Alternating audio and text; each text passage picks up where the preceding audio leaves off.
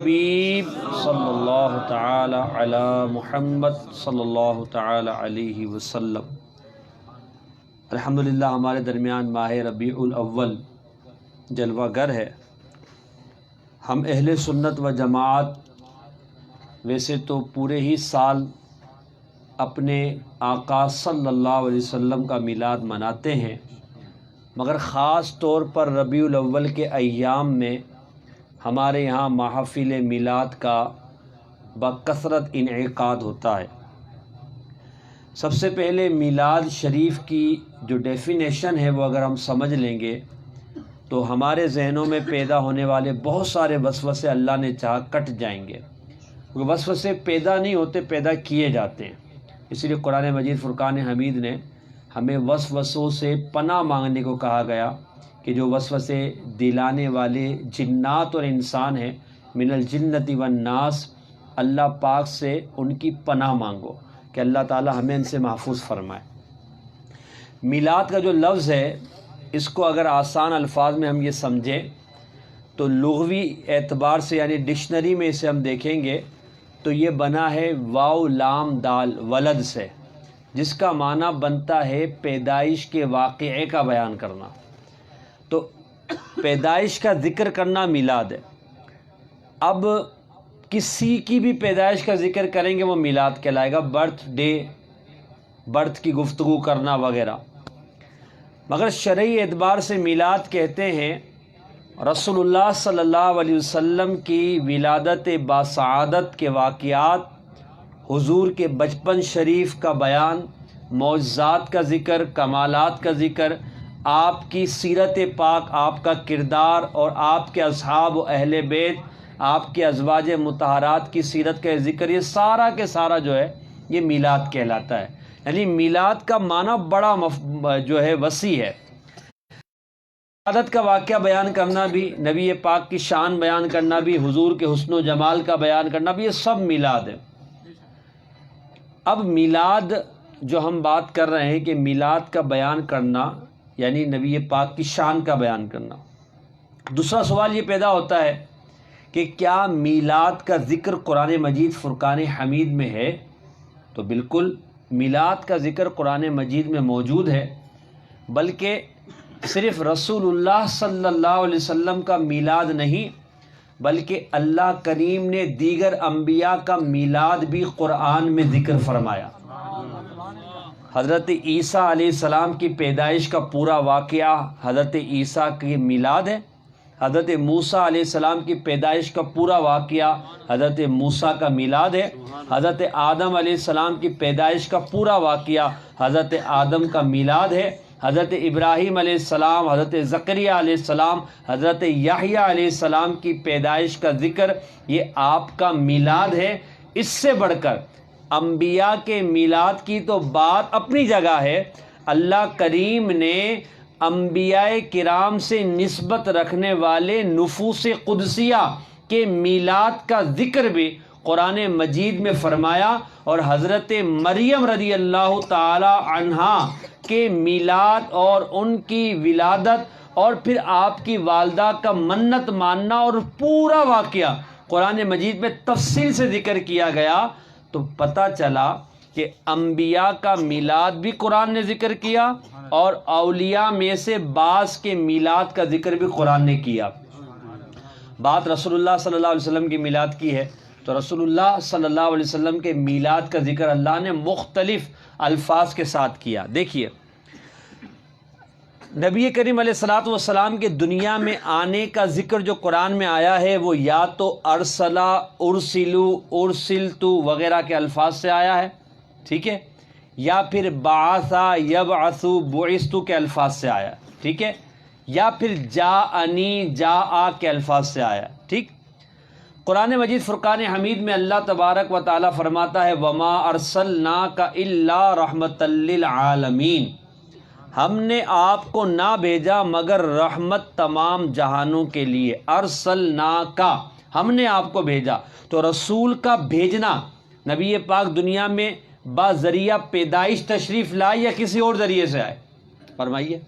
پیدائش، یعنی حضرت آمنہ رضی اللہ عنہا کے یہاں نبی پاک کی پیدائش ہوئی.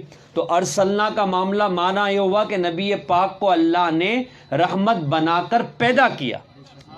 پیدائش کا ذکر ہے قرآن مجید میں. اللہ تبارک و تعالی ارشاد فرماتا ہے لقد من اللہ علی المؤمنین اذ بعث فیہم رسولا، بے شک مومنوں پر اللہ کا انعام ہوا، احسان ہوا کہ اللہ نے انہی میں سے ان میں ایک رسول بھیجا. بعثا کیا فرمایا؟ بھیجا. اب نبی پاک کی بعثت یعنی آنا، اللہ کا بھیجنا بذریعہ ولادت ہوا. تو معنی ہوا اللہ فرما رہا ہے کہ اللہ نے مومنوں پر انعام کیا رسول اللہ کو پیدا کر کے. تیسری بات قرآن مجید میں اللہ تبارک و تعالی ارشاد فرماتا ہے قد جاءکم من اللہ نور و کتاب مبین، تحقیق اللہ کے پاس سے تمہارے پاس ایک نور اور روشن کتاب آئی. جاءنی آئی، ٹھیک ہے، اللہ کے پاس سے آئی. تو یہاں نبی پاک کو نور کہا گیا اور کتاب مبین سے مراد قرآن مجید ہے. تو رسول اللہ کا آنا بذریعہ پیدائش ہوا تو فرمایا گیا کہ اللہ نے اپنے نور کو پیدا کر کے تمہارے پاس بھیجا. تو رسول اللہ کا میلاد موجود ہے. تو میلاد کا معنی سمجھ میں آ گیا آپ سب کو.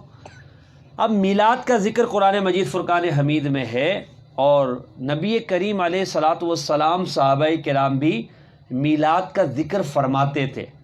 میلاد کا ذکر سے مراد یہ ہے کہ پیدائش کا ذکر کرنا، نبی پاک کی شان کا بیان کرنا، رضاعت کا ذکر کرنا، نبی پاک کے معجزات کا بیان کرنا، یہ صحابہ کرام کرتے تھے. تیسرا سوال یہ ہوتا ہے کہ میلاد کا جو ہمارا مروجہ انداز ہے، کیا یہ انداز صحابہ کرام کا تھا؟ تو اس کا جواب میں آئے گا نہیں تھا. چوتھا سوال ہوتا ہے جب نہیں تھا تو یہ کیوں کیا جاتا ہے؟ جائز نہیں، کیونکہ صحابہ نے نہیں کیا. صحابہ کرام علیہ رضوان نے میلاد نہیں منایا اس طرح باقاعدہ جس طرح ہم مناتے. جیسے آج ہم بیٹھے ہوئے ہیں، مائک پر بیان کر رہے ہیں، مووی بن رہی ہے، لائٹ لگی ہوئی، جھنڈے لگے ہوئے، جلوس نکالتے ہیں، جلسہ کرتے ہیں. صحابہ نے نہیں کیا تو پھر یہ نہیں ہونا چاہیے. چوتھا سوال یہ ہوتا ہے. تو ہم یہ عرض کریں کہ اگر صحابہ نے جو کام نہیں کیا وہ ناجائز ہے تو پھر ہمارے سارے ہی کام ناجائز ہونے چاہیے. ایک بہت ہی ریئل اور قریب کی مثال آپ کو دیتا ہوں. کون مسلمان ہوگا جس کو نبی پاک علیہ الصلوۃ والسلام کی دل کے اندر حرمت و محبت نہیں ہوگی؟ وہ مسلمان ہی نہیں. نبی پاک کی شان میں گستاخی کرے، دل کے اندر رنج و ملال ہو، وہ مسلمان، لیکن اس کے دل میں ہوگا نہ ہو، وہ اس کے ایمان کو فکر کرنی چاہیے کہ اس کو رنج کیوں نہیں ہوا، تکلیف کیوں نہیں ہوئی. اب جو گستاخانہ خاکے بدبختوں نے بنائے، اس کے ری ایکٹ میں ریلیاں نکالنا، جلسے کرنا، احتجاج کرنا، مصنوعات کا بائیکاٹ کرنا، یہ سب کر رہے ہیں نہیں کر رہے؟ بتائیے کون سے صحابہ نے کیا؟ کیا کسی صحابی نے کبھی کسی مصنوعات کا بائیکاٹ کیا؟ یا کسی صحابی نے گستاخانہ رسول کے خلاف کبھی کوئی ریلی نکالی، کوئی جلسہ کیا، کوئی احتجاج کیا؟ کبھی یہ اس بات کا مطالبہ کیا کہ گستاخ ملک کے سفیر کو ملک بدر کرو؟ کوئی بھی نہیں کہے گا. مگر یہ کام سب کر رہے ہیں اور ثواب کی نیت سے کر رہے ہیں، اور بہت اچھا ہے، کرنا چاہیے. ثواب کی نیت سے کر رہے ہیں، اچھا ہے، کیونکہ نبی پاک کی محبت میں کر رہے ہیں نا. جواب کیا آئے گا؟ کیونکہ یہ نبی پاک کی محبت میں کر رہے ہیں، رسول اللہ کی عظمت کے لیے کر رہے ہیں تو جائز ہے. تو ہم بھی تو میلاد رسول اللہ کی عظمت میں ہی کرتے ہیں نا بھائی. نبی پاک کی محبت میں کرتے ہیں یا اپنی ذات کے لیے کرتے ہیں؟ کس لیے کرتے ہیں آپ بتائیے؟ آپ نے میلاد منایا، کیوں منایا بھائی؟ نبی پاک کی محبت میں منایا نا. بولیے، نبی پاک کی محبت میں منایا، حضور کی تعظیم کے لیے منایا. تو جب حضور کی تعظیم کے لیے کیا تو اچھا کیا، حضور کی تعظیم کے لیے کیا تو اچھا کیا. تو پتہ یہ چلا کہ یہ قاعدہ نہیں ہے کہ جو صحابہ کرام علیہ رضوان نے کام نہیں کیے وہ کام ناجائز ہے. نہیں، ایسا نہیں. اگر ایسا ہو تو پھر صحابہ کرام علیہ رضوان کے نہ کیے ہوئے کام ہم بہت سارے کرتے ہیں. مثال کے طور پر میں کچھ بات بتاتا ہوں. ماشاءاللہ ہمارے یہ نقیب بھائی نے یہ برکاتی ٹوپی پہنی، بدن برکاتی سوڈانی پہچان بھی نہیں مجھے، جو بھی ہے انہوں نے یہ ٹوپی پہنی ہوئی. ٹوپی پہننا ثواب ہے نہیں ہے؟ بولیے. ٹھیک ہے، انہوں نے ماشاءاللہ کڑھائی والے کپڑے پہنے ہوئے، چلو انہیں کو لیتا ہوں، برا نہیں مانیں گے انشاءاللہ. ٹھیک ہے، کلر والے کپڑے پہنے ہوئے، انہوں نے بٹن بھی لگائے ہوئے ماشاءاللہ. اب مجھے بتائیے کون سے صحابی نے یہ ٹوپی پہنی ہے؟ کون سے صحابی نے کڑھائی والے کپڑے پہنے؟ کسی نے نہیں پہنے. ان پر کوئی بھی اعتراض نہیں کرتا. اعتراض کرنا بھی نہیں چاہیے، اعتراض کرنا بھی نہیں چاہیے. میں نے یہ چادر اوڑھی ہوئی کون سے صحابی نے اوڑھی تھی اس طرح کی؟ نہیں اوڑھی تھی نا. تو پتہ یہ چلا کہ یہ چیز نہیں ہے کہ نہیں کی تو ہم نہیں کر سکتے، تو پھر تو زندگی کیسے گزرے گی؟ اسلام تو تا قیام قیامت لوگوں کے لیے ہے نا، تو نئے نئے دور میں نئے نئے کام آتے رہیں گے، اس کو ہم شریعت مصطفیٰ پر پرکھتے رہیں گے، جس کی شریعت اجازت دے گی اس کو کرتے رہیں گے، جس کو منع کرے گی اس سے رک جائیں گے، جس کے بارے میں کچھ نہیں کہا جائے گا وہ جائزے کرتے رہیں گے، ٹھیک ہے نا؟ اب یہ بات ہے کہ جو صحابہ نے نہیں کیا وہ ہم نہیں کر سکتے، تو ایسا نہیں ہے۔ پھر ہمارے بہت سارے کام، ہماری مسجدیں صحابہ کے دور میں تو ایسی مسجدیں نہیں تھی، صحابہ کرام کے دور میں اس طرح کے مدارس بھی نہیں تھے، صحابہ کرام کے دور میں۔ اب مجھے بتائیے ولیمہ سنت ہے یا نہیں ہے؟ بولیے، نکاح سنت ہے یا نہیں ہے؟ کون کون کرنا چاہتا نکاح؟ سبھی چاہتے ہیں، آج نہیں کل نہیں آج ہو جائے ہمارا، کل نہیں ابھی نہیں، آج نہیں ابھی ہو جائے، جلدی سے ہو جائے۔ تو نکاح سب چاہتے ہیں، ولیمہ سب چاہتے ہیں، سنت ہے نا بھائی، ٹھیک ہے۔ مجھے بتائیے کہ آج جو ہم ولیمے کرتے ہیں، ولیموں میں 3 4 4 ڈشیں بناتے ہیں، ہال بک کرتے ہیں، رات میں ولیمہ کرتے ہیں، کون سے صحابی نے کیا؟ ثواب کی نیت سے ولیمہ کرتے ہیں، ایسے ہی کرتے ہیں؟ نکاح ثواب کی نیت سے کرتے ہیں، کیوں کرتے ہیں؟ تو پھر چھوڑ دیجئے نکاح کرنا، بھائی نہیں صحابہ نے اس طرح نکاح نہیں کیا، ہم بھی نہیں کریں گے، صحابہ نے ولیمے ایسے نہیں کیے۔ بلکہ میں تو یہ کہتا ہوں کہ رات میں ولیمہ کرنا کہیں سے ثابت کیجئے، رات میں ولیمہ کرنا کہیں سے ثابت کیجئے کہ رات کو 12 بجے ولیمہ شروع ہو کسی کا، کہاں ثابت ہے؟ سب کر رہے ہیں، تو پتہ یہ چلا کہ صحابہ نے نہیں کیا پھر بھی کر رہے ہیں، جائز ہے۔ کیوں؟ اس کا قاعدہ اصول کیا ہے؟ جس چیز کو شریعت نے حرام کیا وہ حرام، جس کو حلال کہا وہ حلال، جس کے بارے میں کچھ نہیں کہا وہ بھی جائز۔ اگر یہ قاعدہ نہ مانا جائے تو پھر سب چیزیں ناجائز ہو جائیں گی، سب چیزیں کیا ہو جائیں گی؟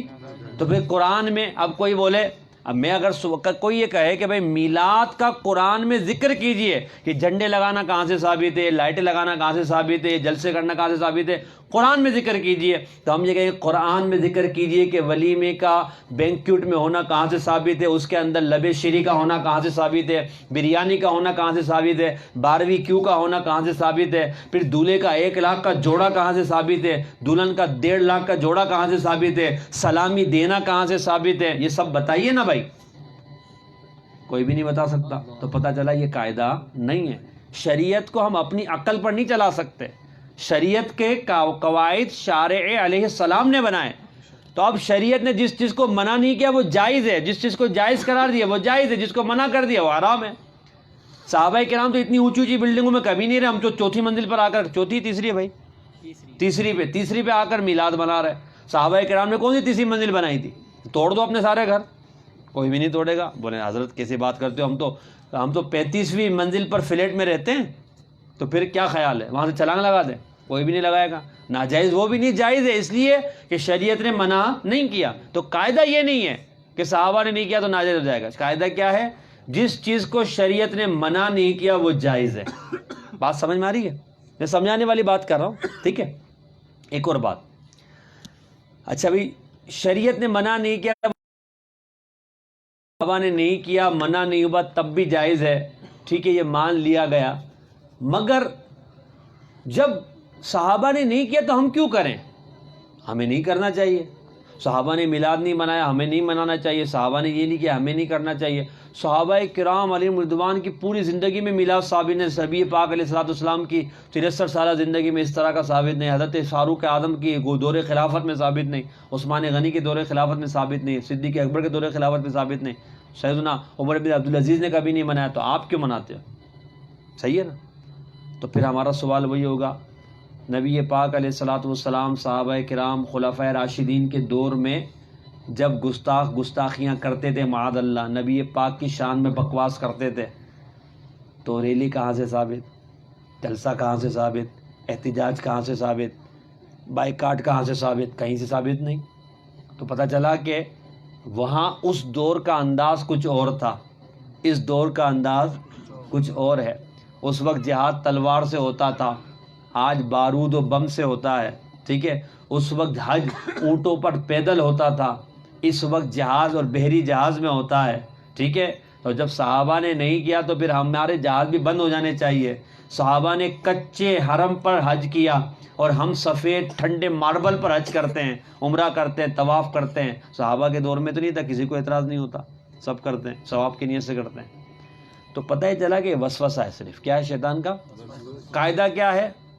شریعت نے جس چیز کو منع نہیں کیا وہ کیا ہے بھائی؟ بولیے. جس کو شریعت نے منع نہیں کیا، اور انشاءاللہ کوئی بھی اس کے ناجائز ہونے کی دلیل دے سکتا کہ یہ ناجائز ہے، کوئی دلیل دے سکتا نہیں. تو میلاد منانا جائز ہے نا بھائی؟ ہم جائز سمجھ کر بلکہ ثواب مت سمجھ کر مناتے ہیں. کس طرح منانا کہ مستحب ہے، جبکہ شریعت کی پاسداری کرتے ہوئے گناہ سے بچتے ہوئے کیا جائے. اگر اس میں بھی کوئی ناجائز کام کرے گا، معاذ اللہ ڈول ڈماکے کرے گا، ناچ گانے کرے گا، عورتوں مردوں کا اختلاط ہوگا یا کوئی اور ناجائز کام ہوگا، تو اب وہ کام ناجائز ہے، میلاد پھر بھی جائز ہے. وہ کام ناجائز ہے، میلاد پھر بھی جائز ہے. تو پیارے آقا کا میلاد نبی پاک کی شان کا بیان کرنا ہے. اور میرے آقا علیہ الصلوۃ والسلام کی شان کیا ہے، آپ کو ایک حدیث پاک سناتا ہوں تاکہ میلاد سے ہمارے اس موضوع کی مناسبت بھی ہو جائے. چنانچہ الخصائص الکبریٰ امام جلال الدین سیوطی شافعی رحمۃ اللہ علیہ کی کتاب ہے، بڑی پیاری کتاب. اور امام جلال الدین سیوطی رحمۃ اللہ علیہ وہ محدث اور وہ اللہ کے نیک بندے ہیں جو 9ویں صدی ہجری کے مجدد ہیں. کیا ہے 9ویں صدی ہجری کے؟ صحیح ہے. آج سے تقریباً 900 سال پرانے، نہیں، آج سے تقریباً 600 سال پرانے. کتنے سال پرانے؟ 9ویں صدی ہجری کے مجدد. اور یہ وہ بزرگ ہیں کہ جنہوں نے 75 مرتبہ بیداری میں حضور کی زیارت کی. کتنی مرتبہ؟ اور انہوں نے میلاد مصطفیٰ پر پورا رسالہ لکھا. میلاد مصطفیٰ پہ کیا لکھا؟ آج سے 600 سال پہلے. اور کیا لکھا اس میں؟ کہ ہمارے دور میں میرے نزدیک میلاد یہ ہے کہ رسول اللہ صلی اللہ علیہ وسلم دن لوگ جمع ہوں، حضور کے معجزات اور نبی پاک کی شان کو بیان کریں، درود و سلام پڑھیں، آخر میں کچھ شیرنی وغیرہ کھانے کا انتظام کیا جائے اور پھر لوگ اپنے اپنے گھروں کو لوٹ جائیں. اس دور میں میلاد یہ تھا. وہ لکھتے اپنی کتاب میں کہ ہمارے دور میں میلاد کا یہ انداز ہے کہ مکہ مکرمہ کے علماء اور عوام 12 ربیع الاول کو سورج طلوع ہونے کے بعد صحن حرم میں جمع ہوتے ہیں، اور پھر چاروں امام مالکی، شافعی، حنبلی، حنفی ایک ایک کھڑے ہو کر ممبر پر بیان کرتے ہیں. پہلے امام کھڑے ہو کر نبی پاک کی ولادت کا واقعہ بیان کرتے ہیں، دوسرے امام کھڑے ہو کر نبی پاک کے دودھ کے زمانے کا واقعہ بیان کرتے ہیں، تیسرے امام کھڑے ہو کر نبی پاک کی سیرت بیان کرتے ہیں، چوتھے امام کھڑے ہو کر نبی پاک کے معجزات بیان کرتے ہیں. پھر آخر میں دعا ہوتی ہے. ہمارے نزدیک میلاد یہ ہے. تو ہم بھی کیا کرتے ہیں میلاد میں؟ بھئی یہی تو کر رہے ہیں. میں کیا کروں گا؟ ابھی نبی پاک کی شان بیان کروں گا. تو سنیے، چنانچہ حضرت علی رضی اللہ تعالیٰ عنہ سے روایت ہے کہ مجھے نبی کریم صلی اللہ علیہ وسلم نے یمن کی طرف بھیجا کہ ایک دن میں لوگوں کے سامنے تقریر کر رہا تھا یمن میں. میں نے دیکھا کہ ایک یہودی عالم ہاتھ میں کتاب اٹھائے بغور کتاب کو دیکھ رہا ہے اور کھڑا ہے. اس نے مجھ سے کہا کہ ہمیں ابو القاسم صلی اللہ تعالیٰ علیہ وسلم کے کچھ اوصاف بتاؤ. میں نے بتایا کہ آپ صلی اللہ علیہ وسلم نہ زیادہ دراز قد ہے نہ چھوٹا قد، بلکہ آپ کا درمیانہ قد ہے. اب وہ نبی پاک کا حلیہ بیان کر رہے ہیں. فرمایا نبی پاک علیہ الصلوۃ والسلام کی گیسو عنبری یعنی زلفیں نہ بہت زیادہ الجھی ہوئی گھنگریالی ہیں، بلکہ معمولی سی گھنگریالی اور بہت زیادہ سیاہ یعنی کالی ہیں. سر مبارک بڑا اور پرگوشت ہے، حسن رنگت میں ذرا سی سرخی ہے، اور جوڑوں کی ہڈیاں بڑی بڑی اور ہاتھ پاؤں کی انگلیاں پرگوشت ہیں. سینے سے ناف تک ایک لکیر بالوں کی سی ہے، پلکے دراز، ابرو ملے ہوئے ہیں، پیشانی مبارک نمایاں، شانوں کے درمیان فاصلہ سا ہے. محو خرام ہوتے ہیں، جب چلتے ہیں تو ایسا لگتا ہے جب کہ نیچے کی طرف تشریف لا رہے ہیں، جھکے جھکے ہوتے ہیں. فرمایا آپ صلی اللہ علیہ وسلم جیسا میں نے اس سے پہلے دیکھا نہ آپ کے بعد. کون کہہ رہے ہیں؟ حضرت علی. آپ خاموش ہو گئے. پھر اس یہودی عالم نے کہا کہ مزید کچھ کہو. تو حضرت علی نے کہا مجھے جو یاد تھا اس وقت وہ میں نے بتا دیا.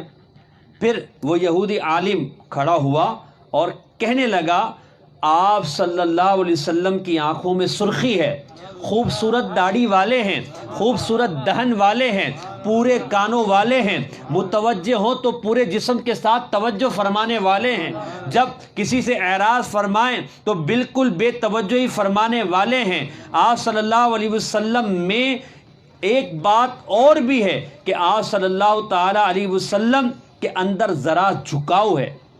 حضرت علی نے کہا، میں نے کہا یہ بات تو میں نے تمہیں بتا دی کہ جب چلتے تو تھوڑے جھکے جھکے معلوم ہوتے ہیں.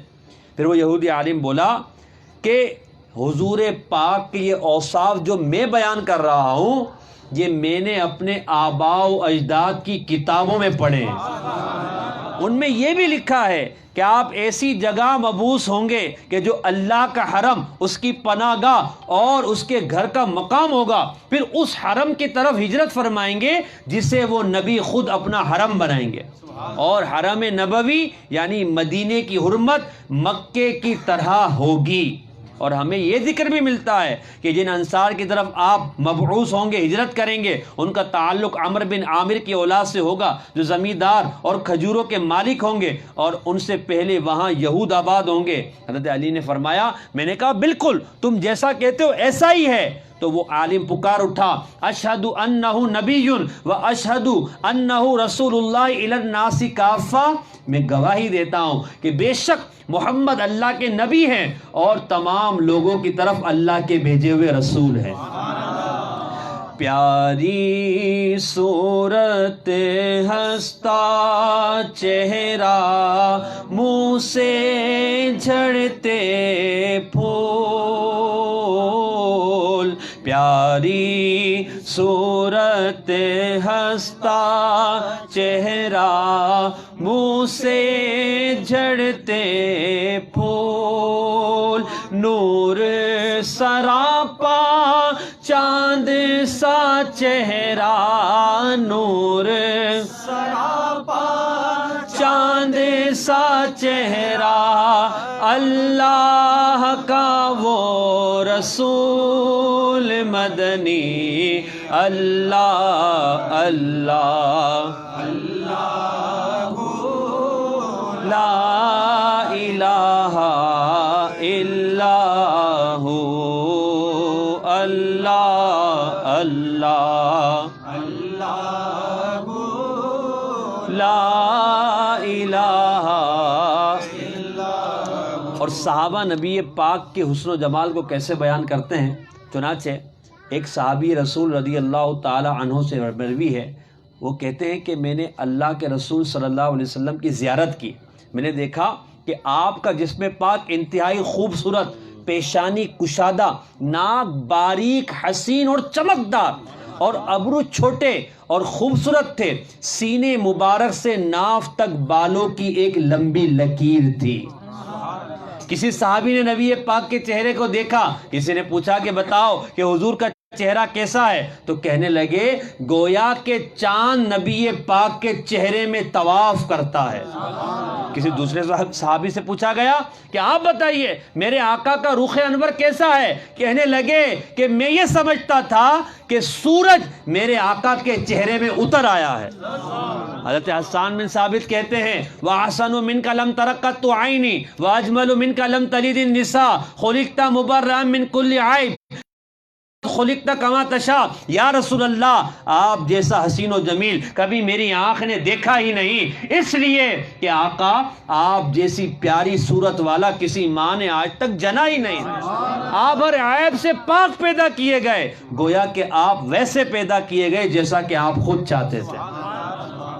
کیا صحابہ کرام کا انداز ہے نبی پاک کی شان بیان کرنے کا، نبی پاک کی زلفوں کا بیان کرنے کا، نبی پاک کی آنکھوں کا بیان کرنے کا۔ اللہ اکبر! ہم کیا کہیں؟ ہم فقط اتنا کہتے ہیں، حامد و محمود اور محمد دو جگ کا سلطان، حامد و محمود اور محمد دو جگ کا سلطان، جان سے پیارا لاج دولارا، جان سے پیارا، جس کو آقا جان سے پیارے مل کر بولیں، ہاں جان سے پیارا لاج دولارا، ہاں جان سے پیارا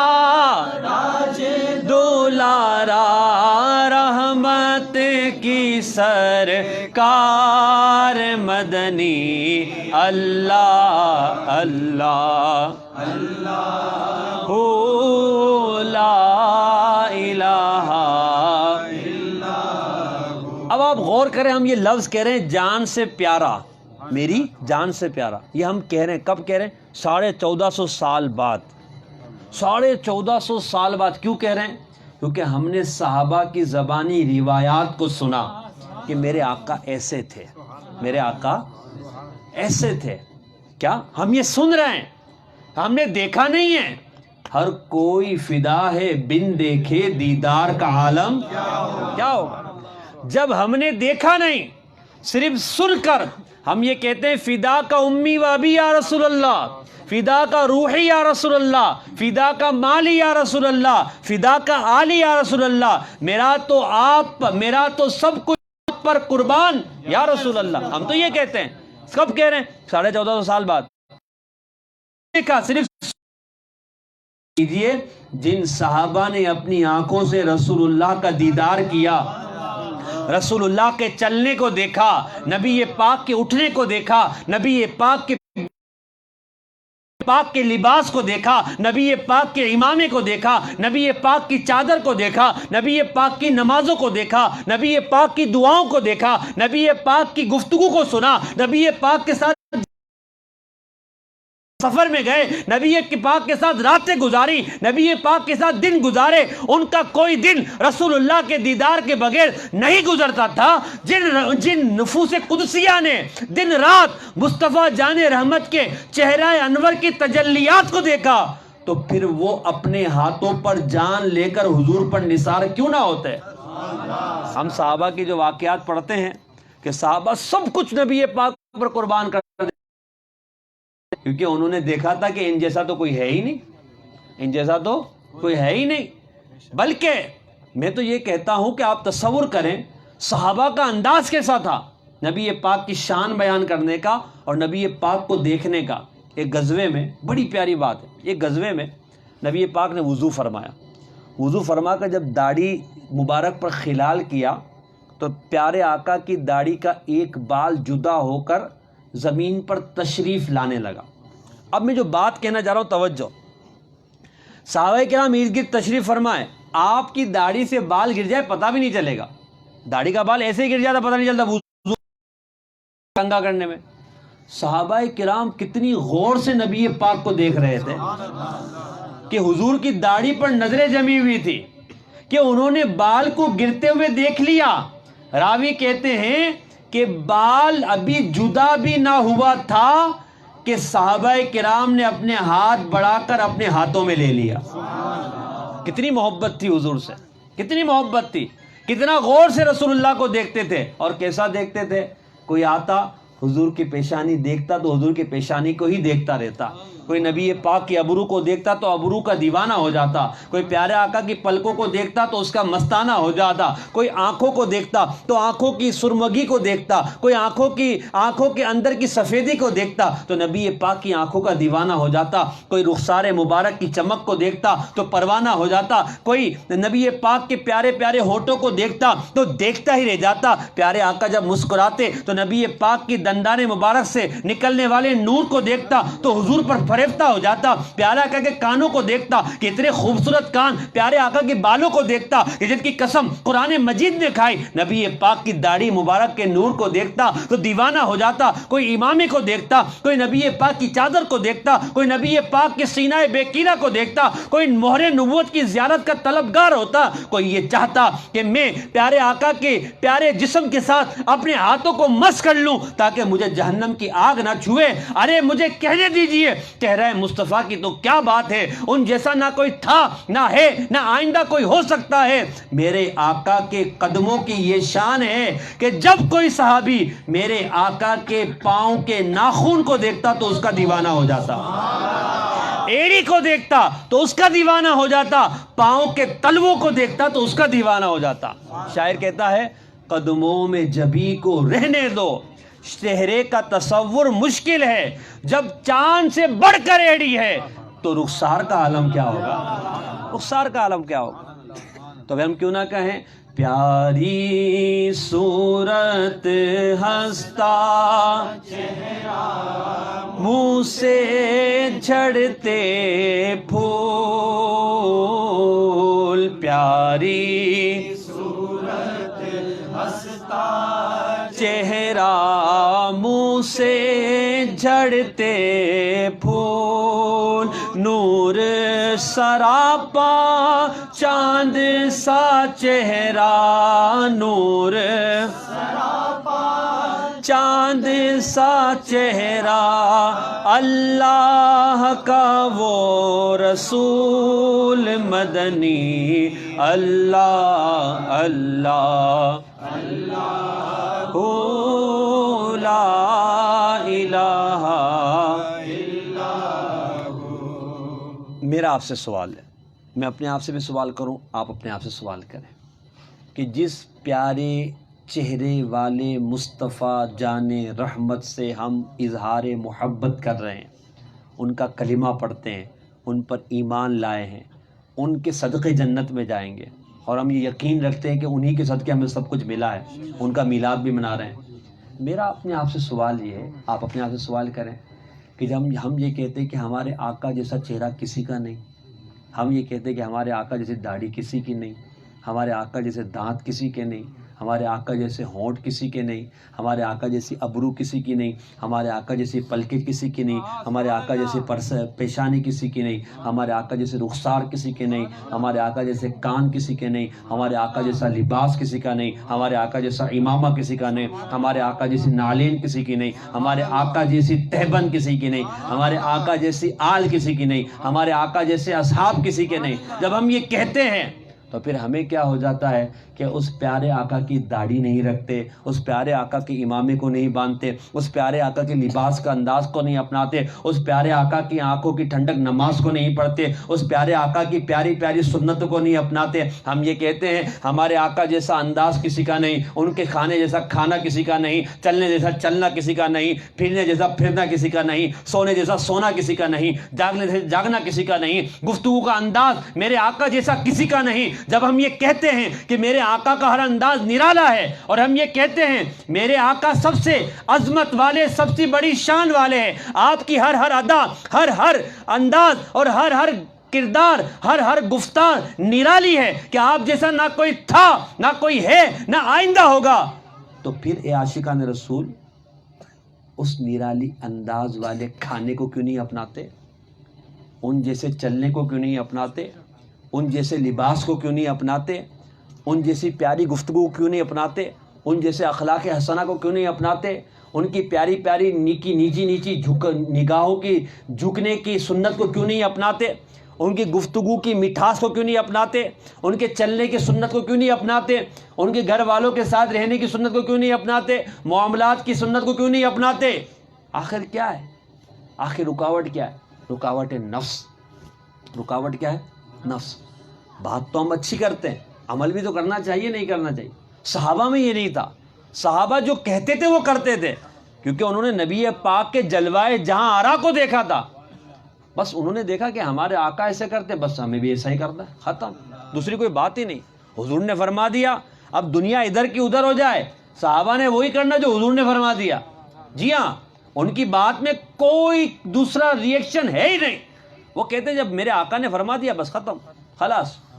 اور ہم دعوے بڑے بڑے کریں، غلامی رسول میں موت بھی قبول ہے، نہ ہو جو عشق مصطفیٰ تو زندگی فضول ہے۔ تو ایک عالم صاحب بیان کر رہے تھے، کہتے تھے بھائی موت بھی قبول ہے، داڑھی قبول نہیں، موت بھی قبول ہے، امامہ قبول نہیں، موت بھی قبول ہے، سنتیں قبول نہیں، موت بھی قبول ہے، نماز پڑھنا قبول نہیں، موت بھی قبول ہے، ان کا علم قبول نہیں۔ یہ کون سی طریقہ ہے یار؟ یہ کون سا دعویٰ ہے بھائی؟ تو پتہ چلا ہم دعوے میں جھوٹے ہیں۔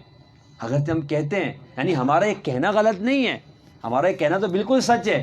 کیا لگاتے ہیں نعرہ یہ ایمان والے، محمد ہمارے بڑی شان والے، یہ کہنے میں تو ہم سچے ہیں، مگر اپنے آپ کو غلام ثابت کرنے میں تو آج میلاد کی محفل میں اپنا ذہن بنا لیں۔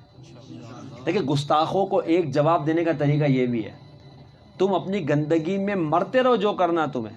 میرے آقا کی شان تو یہ ہے، اعلیٰ حضرت فرماتے ہیں تو گھٹائے کہ کسی سے نہ گھٹا ہے نہ گھٹے، جب بڑھائے تیرا ورفعنا لکا ذکرک کا ہے سایہ تجھ پر، بول بالا ہے تیرا، ذکر ہے اونچا ہے تیرا، مٹتے ہیں مٹ گئے مٹ جائیں گے دشمن تیرے، نہ مٹا ہے نہ مٹے گا کبھی، حضور کی شان میں کوئی فرق نہیں آنے کا، وہ اپنے لیے جہنم کا سامان کر رہے ہیں، مگر ہماری طرف سے اس طرح کا بھی تو کوئی ری ایکٹ ہونا کہ گستاخوں، اے بدبختوں، ایک کمینوں، ایک خبیث باطن والوں اور خبیث ظاہر والوں، تو میرے آقا کی پاک تینیت پر، پاک صورت پر، پاک سیرت پر عیب لائے کرے۔ عیب تمہاری سوچ میں ہے، تمہارے دماغ میں ہے، تمہارے اندر ہے، تمہارے جسم میں کیڑے ہیں کہ تم میرے آقا کے بارے میں اتنا برا سوچتے ہو۔ ہمارے آقا ایسے نہیں تھے، اور ہمارے آقا کی شان تو یہ تھی کہ ان کے دور کے دشمن بھی یہ کہنے پر مجبور تھے کہ ان جیسا کوئی نہیں۔ اب ہمارا جواب کیا؟ ہمارا ایک جواب یہ بھی ہے کہ تم جتنا بھی ہو کرتے ہو کرے، تم کل مرتے ہو آج مر جاؤ، مگر یہ یاد رکھو ہم اپنے نبی کے سچے غلام ہیں، ہم اپنے نبی کے سچے غلام ہیں۔ ہم اپنا حلیہ بنا کر بتائیں گے کہ محمد رسول اللہ کے غلام کیسے ہوتے ہیں۔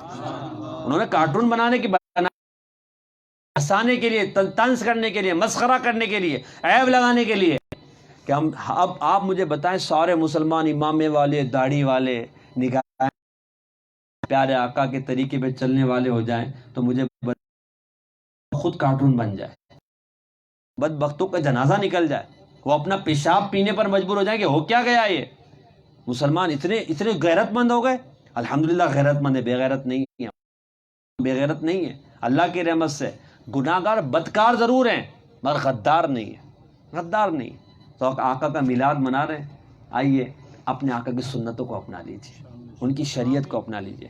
وہ جو علم لے کر آئے اور فرمایا مجھے معلم بنا کر بھیجا گیا، علم حاصل کیجیے، علماء کی صحبت میں بیٹھیں، اچھے ماحول سے وابستہ ہو جائیں۔ دعوت اسلامی یہی تو سوچ فراہم کر رہی ہے کہ آقا کے غلام حقیقی معنوں میں آقا کے غلام بن جائیں اور غلامی کا حق ادا کریں، بتائیں کہ واقعی میں غلام ہوں، بلکہ اس شعر کے مصداق بن جائیں، فنا اتنا تو ہو جاؤں ذات عالی میں جو مجھ کو دیکھ لے اس کو تیرا دیدار ہو جائے۔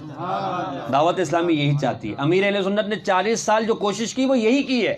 آج اتنا عرصہ ہو گیا، وہ کیا کر رہے ہیں؟ آج امریکہ، یورپ، ایشیا، ہر زمین پر یہی تو بات کر رہے ہیں کہ لوگوں کو سنتوں کا پابند بنانا ہے، لوگوں کو شریعت کا پابند بنانا ہے۔ آج اسلامی کے ماحول سے وابستہ ہو جائیں، اپنا حصہ ملائیں، اپنی صلاحیت اپنے وقت کے ساتھ مدنی کاموں میں حصہ ملائیں، ہفتہ وار اجتماع میں آئیں، مدنی قافلوں میں سفر کریں۔ اللہ آپ کو توفیق دے، مدنی چینل اپنے گھر پر چلائیں، اپنے بچوں کو مدنی چینل دکھائیں، کڈس مدنی چینل دکھائیں۔ دعوت اسلامی کی سوشل میڈیا جو ہمارے پیجز ہیں، ایکٹیویٹیز ہیں، ان کو لائک کریں، ان کو شیئر کریں، ان سے علم حاصل کریں، اپنے بچوں کو غلام رسول اور کنیز فاطمہ کے جو کارٹون ہیں وہ دکھائیں، تاکہ آپ کے بچوں کے اندر سنت، عشق رسول، محبت اور دین کا درد پیدا ہو۔